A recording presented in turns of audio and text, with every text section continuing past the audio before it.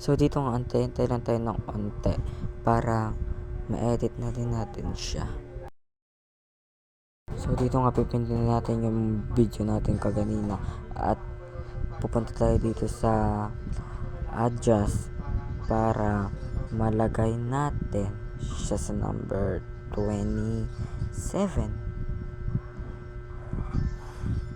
At dito nga nalagay na natin siya sa 27 at doon natin pepesto yung kamay kung saan natin lalagay yung brilyante.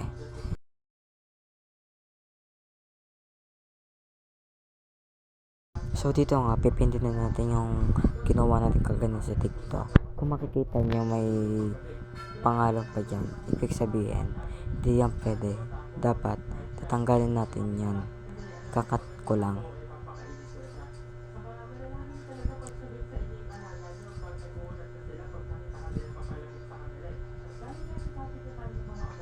Yan, pagkatapos i-check na natin. Tapos may makikita ka dyang splice, pipindutin yan.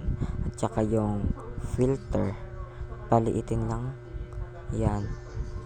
Tapos sakto natin yan sa kamay natin para makita natin kung gaano ba talaga siya kasakto. Yan, palaki natin onte taas. Yan. Tapos kung makikita nyo dyan, nagulat ako, iusog natin. Kung may makikita kayo dyan parang tayo doon, usog lang natin. Kung makikita nyo yung pagsarado ng kamay ko, hindi rin sumama yung brilyante dahil hindi na pa natin siya nagagamitin eh. Palitin muna natin. Yan.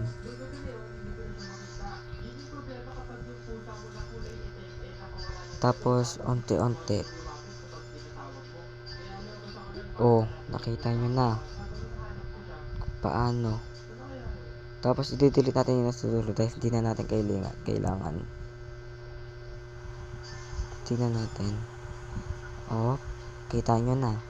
So, kung satisfying na kayo dyan, pwede nyo na i-post.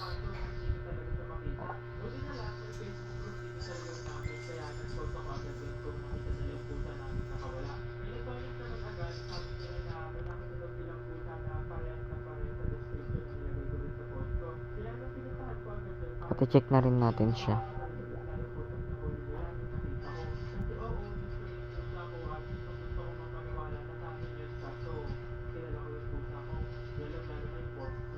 Punta ulit tayo sa splice and i-zero natin siya.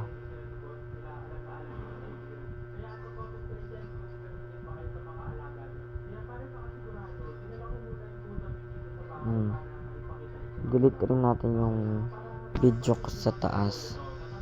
Delete natin yun dahil hindi rin naman natin yung kailangan. So okay na yun. Yan, ayaw pa nga mapindot pero usog na lang natin siya dyan para pwede na i-post. At dyan nga, yan, ulitin natin parang okay naman, diba? Oh,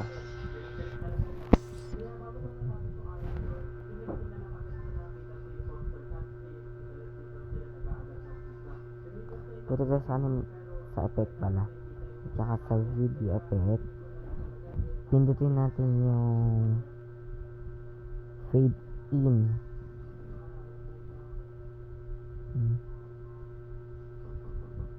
Check ulit.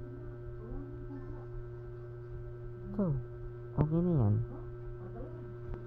Usap ko lang.